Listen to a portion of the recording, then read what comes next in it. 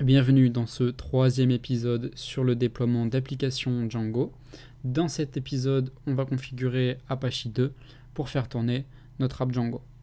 J'en profite pour vous rappeler que tous les liens sont dans la description, que ce soit pour installer Ubuntu sur Windows, que ce soit pour créer un compte Linode pour avoir une machine, ou que ce soit pour le document support qui est sur mon site, document que j'ai réalisé et sur lequel s'appuie cette série.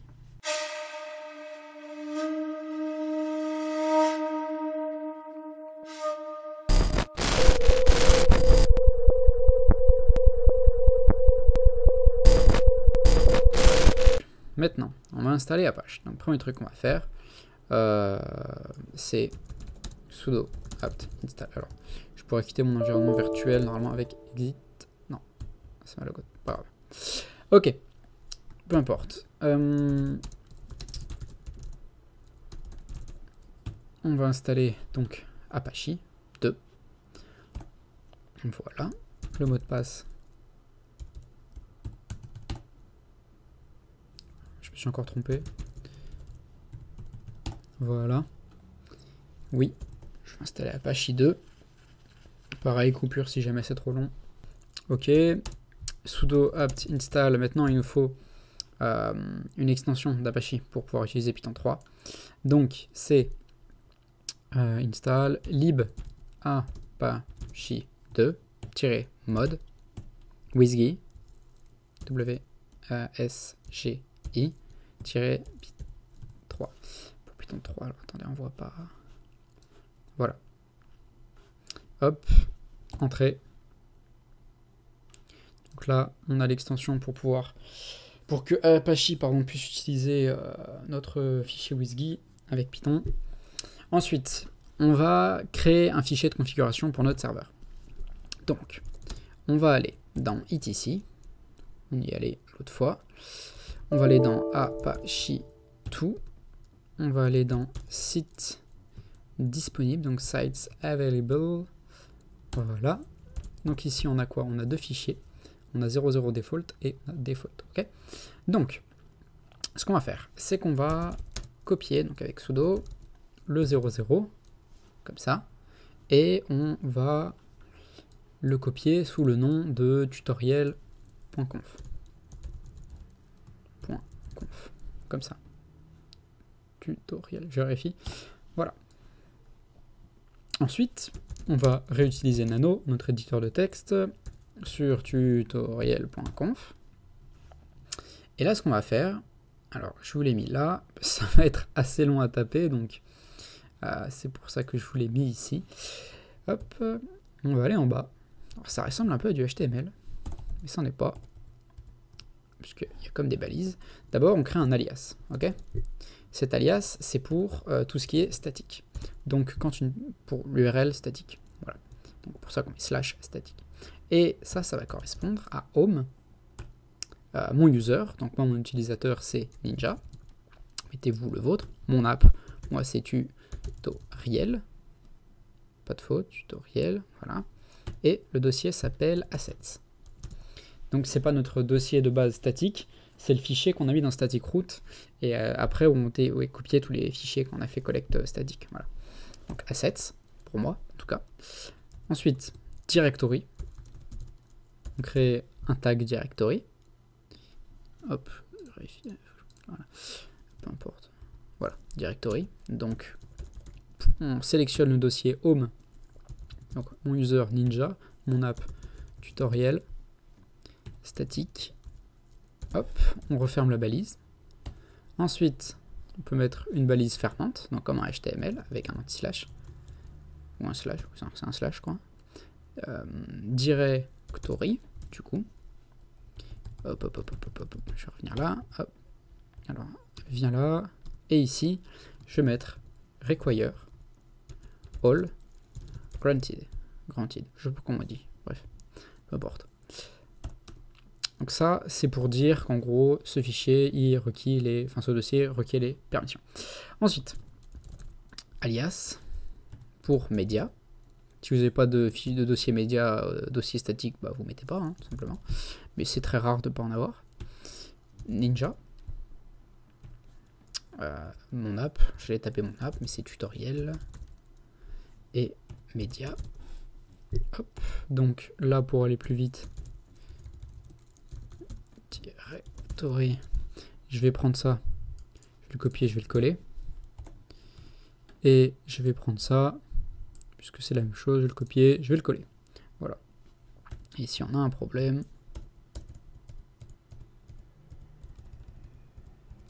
pouf. Voilà. Ensuite, maintenant que ça c'est fait, je vais faire un nouveau tag directory. Donc c'est un D majuscule. Hop. Je le ferme. Vraiment comme du HTML. Hein. Voilà. Et dedans, je vais faire un tag files. Que je vais refermer aussi. Voilà. Dans ma balise ouvrante, on va appeler ça comme ça, je vais dire que c'est wizgy.py. Pas wizgy, wizgy.py, W-S-G-I. Et donc là, dans mon directory, c'est home, slash mon user, ninja, slash mon app, tutoriel, slash mon app, tutoriel, et voilà. Et donc, dans fichier, je vais mettre un truc, sinon ça sert à rien de taper tout ça.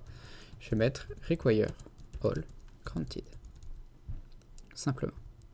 Ensuite, je sais que ça commence à faire un peu long, mais on a bientôt terminé. Ici, sur bon, les espaces entre les lignes, hein, c'est pas très important. Moi, je fais ça pour que ce soit clair. WSGY. Donc, wizgy, c'est ce qui contrôle notre app Django, en gros. Ce petit fichier. Script, en majuscule, avec une majuscule, pardon.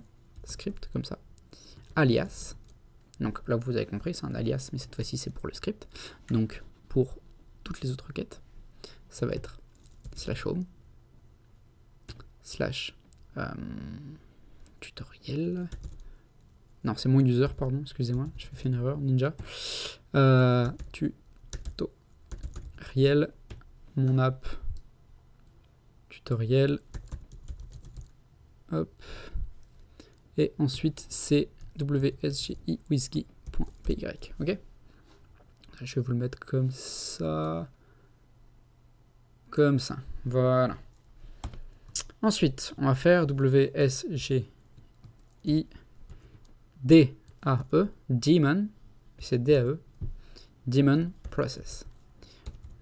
C'est certainement certains qui ça parle, l'expression, enfin le mot daemon, c'est tous les trucs qui tournent en arrière-plan sur votre ordi, c'est les processus. Daemon process, donc j'allais marquer mon app. Là, vous mettez un nom si vous voulez, donc moi je vais mettre tutoriel. Voilà. Tutoriel. Et donc là, on va mettre Python, path, et égale à home slash ninja slash mon app. Voilà. Et un dernier, pour le plaisir, ah non, je peux vu, il y avait un retour à la ligne, j'ai fait oublier. Python tirer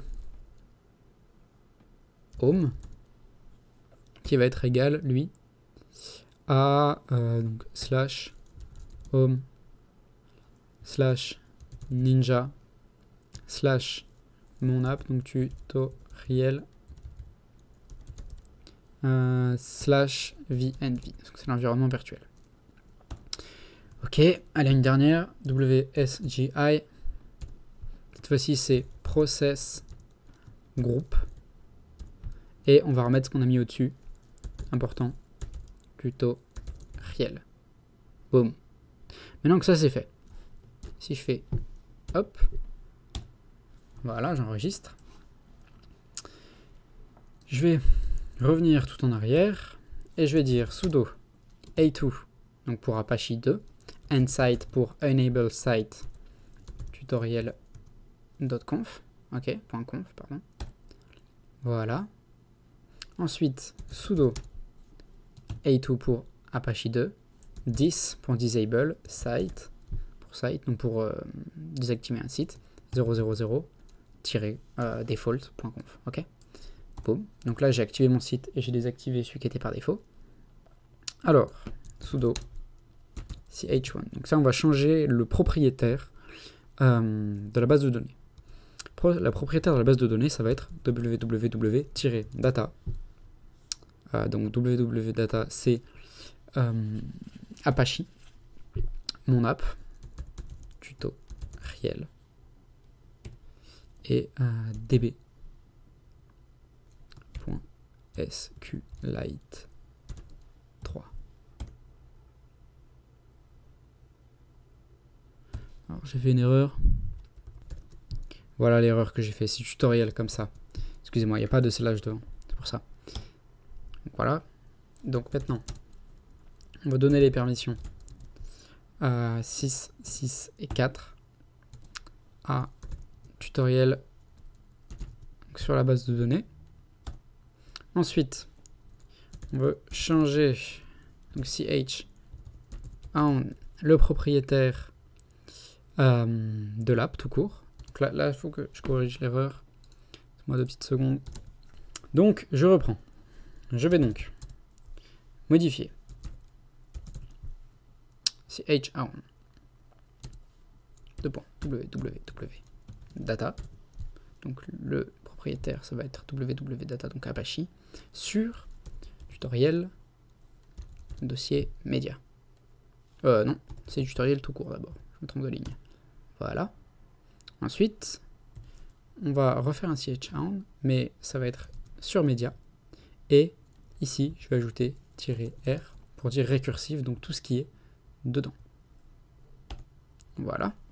Ensuite, je vais sudo chmod -r, donc chmod donner les permissions à tout ce qui est dans média, et ça va être 775.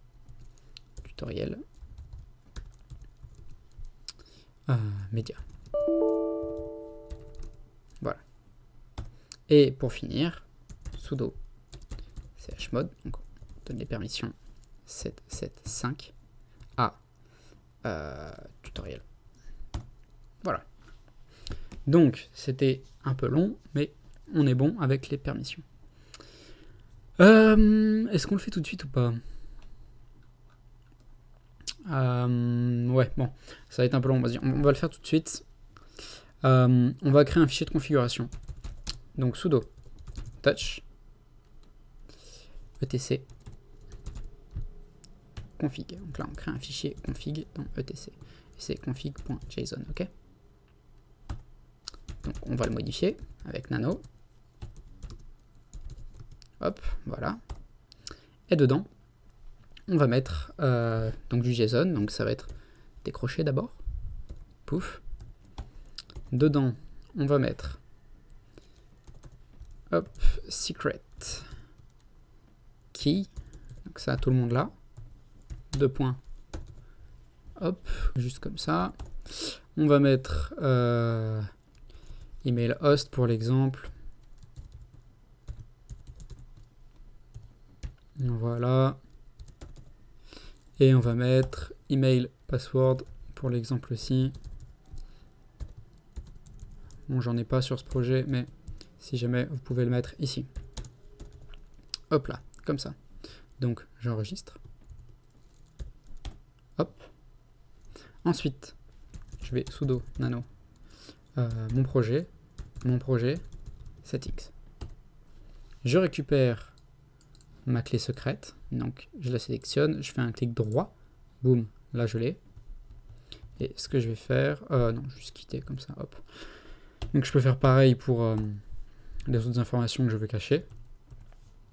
Alors c'est pas le meilleur moyen de cacher les informations pour utiliser des variables d'environnement par exemple, mais on va faire quelque chose de simple pour l'instant. Ok, donc là je mets ma clé secrète, hop, je l'enregistre, boum. Maintenant que c'est fait, je vais aller retourner dans settings. À ce niveau là, je vais déjà importer JSON. On pourrait utiliser Pickle ou autre chose, hein, mais bon, j'ai décidé d'utiliser JSON. Donc, on va faire with open Donc c'est etc config.json as config file.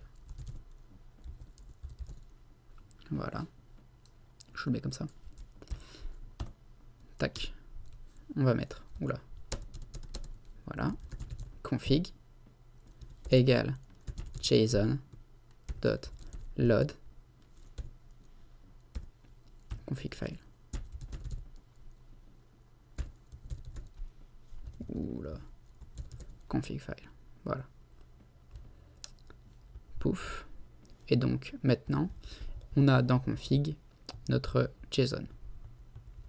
Donc ce qu'on va faire, c'est que par exemple, la secret key, au lieu de l'avoir comme ça, on va mettre config. Pouf. Secret key. Et on peut faire pareil avec nos informations pour les emails, etc. Voilà. Ensuite, on pourra mettre, ouais, on va mettre debug sur false.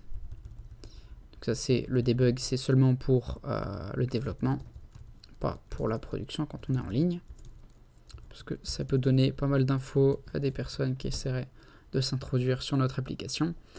On va remodifier notre pare-feu, UFW, UFW, allow, je ne vais pas supprimer le 8000 pour l'instant, allow HTTP. Bon, voilà. Et une fois que c'est fait, sudo service Apache 2 restart. Alors ici j'ai fait une petite faute, j'ai mis required au lieu de require, donc j'avais mis un D là. Hop, voilà, ça c'était pas bon. Et ici je vais marquer tutoriel au lieu de tutoriel. Voilà, bon bref. Bon, c'est réparé. Alors pas en HTTPS. En HTTP. Voilà, et donc si je me connecte maintenant en HTTP sur cette URL, sur le port 80, donc sans le port 8000 précisé derrière, je peux accéder à mon site. Voilà. Donc, maintenant que ça c'est fait, les prochaines étapes vont être de rajouter un nom de domaine et de rajouter le SSL, le certificat SSS pour pouvoir utiliser le HTTPS au lieu du HTTP, donc avoir le petit cadenas vert là, en mode connexion sécurisée, c'est cool, voilà. Donc, je vous retrouve dans la prochaine vidéo.